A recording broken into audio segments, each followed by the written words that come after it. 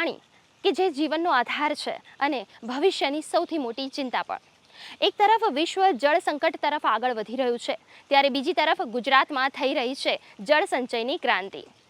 દક્ષિણ ગુજરાતના જંગલોમાં બનાવાયેલ ચેકડેમ અને વન તલાવડી એ માત્ર વરસાદી પાણીનો સંગ્રહ જ નથી કરી રહ્યા, પરંતુ આવનારી પેઢી માટે પાણીનો ખજાનો પણ તૈયાર કરી રહ્યા છે. ત્યારે ચાલો જોઈએ ગુડ ન્યૂઝ ગુજરાતની આ પ્રેરણાદાયી રજૂઆત.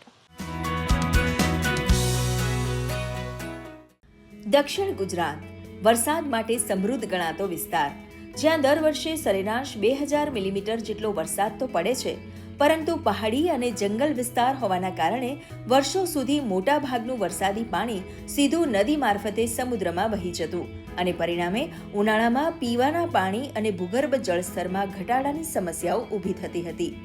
આ પડકાર સામે સુરત ફોરેસ્ટ રેન્જ દ્વારા છેલ્લા 5 વર્ષમાં વિશાળ જળ સંચય અભિયાન હાથ ધરાયું અને ઉમરપાડા, માંડવી, વ્યારા, વાંકલ, મહુવા અને આસપાસના જંગલ વિસ્તારમાં 170 ચેકડેમ, 215 વન તલાવડી, 55 હિલટોપ ટેન્ક, પ્રિકોલેશન પોન્ડ, 25 ગેબિયન ટ્રેન્ચ અને અન્ય જરૂરી માળખાઓ ઊભા કરવામાં આવ્યા છે, જેના કારણે અંદાજે 580 કરોડ લીટર પાણી જમીનમાં ઉતારવામાં સફળતા મળી છે. આટલું પાણી લગભગ 40,000 ગામોની એક વર્ષની જરૂરિયાત પૂરી કરી શકે તેટલું છે. આ કામગીરી સોઇલ એન્ડ મોઇસ્ચર કન્ઝર્વેશન પદ્ધતિ હેઠળ કરવામાં આવી રહી છે, જે વરસાદી પાણીને સીધું જ જમીનમાં ઉતારવાનું કામ કરે છે. हम फॉरेस्ट डिपार्टमेंट में फॉरेस्ट का जो लैंड होता है यहाँ SMC soil and moisture conservation का काम करते हैं using ridge to valley approach. इसमें हम 2 तरह का काम ट्रीटमेंट करते हैं, एरिया ट्रीटमेंट और लाइन ट्रीटमेंट. एरिया ट्रीटमेंट में हम कंटूर ट्रेंच और कंटिन्यूस कंटूर ट्रेंच बनाते हैं और लाइन ट्रीटमेंट में हम साइज़ के हिसाब से अलग अलग स्ट्रक्चर्स बनाते हैं. जैसे जहाँ हम खड़े हैं ये चेक डैम है, हम गेबियन बनाते हैं, हम वन तलावड़ी बनाते हैं, ताकि जो भी बारिश का पानी है, कुदरती पानी है, वो ज़मीन में जा सके, उसको हम नेचुरली स्टोर कर सके और जो ओवरऑल यहाँ का वाटर लेवल है वो इंक्रीज़ हो सके. और इसके साथ ही एक बहुत अच्छा फ़ायदा होता है हमारी बायोडाइवर्सिटी, फ्लोरा और फौना के लिए.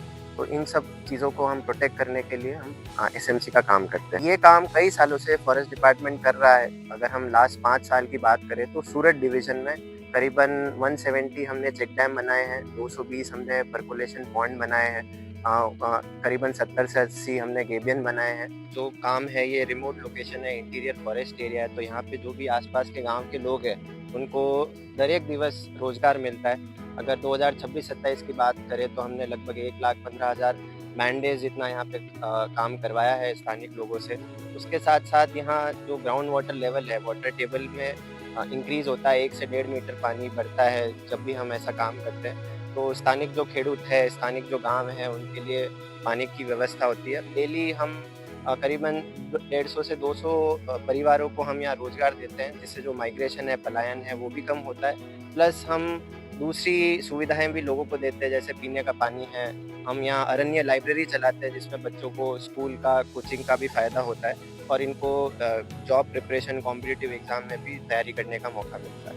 વન વિભાગ દ્વારા રીચ ટુ વેલી અને soil and moisture conservation model પર કામ કરવામાં આવ્યું, અર્થાત ટેકરી પરથી વહેતું વરસાદી પાણી નીચે પહોંચે તે પહેલા જ નાના મોટા માળખા દ્વારા રોકવામાં આવ્યું. આ જળ સંચય અભિયાનથી અંદાજે 28.58 લાખ ક્યુબિક મીટર પાણી ચેક ડેમમાં સંગ્રહિત થયું. 21.78 લાખ ક્યુબિક મીટર ક્ષમતા વન તલાવડીમાં ઊભી થઈ અને દર વર્ષે આશરે 233 કરોડ લીટર પાણી જમીનમાં ઉતારવાની ક્ષમતા વિકસાવવામાં આવી. આ પ્રયાસોથી માત્ર પાણી જ નથી બચ્યું, પણ આસપાસના બોરવેલ અને કૂવામાં પાણીનું સ્તર વધ્યું છે. અહીંયા અમે પ્લાન્ટેશન માટે અગોતરા કામગીરી તરીકે અમે અહીંયા ચેકડેમો બનાવીએ છીએ, વન તલાવડી બનાવીએ છીએ, પછી ગેબિયન બનાવીએ છીએ, ગેબિયન સ્ટ્રક્ચર.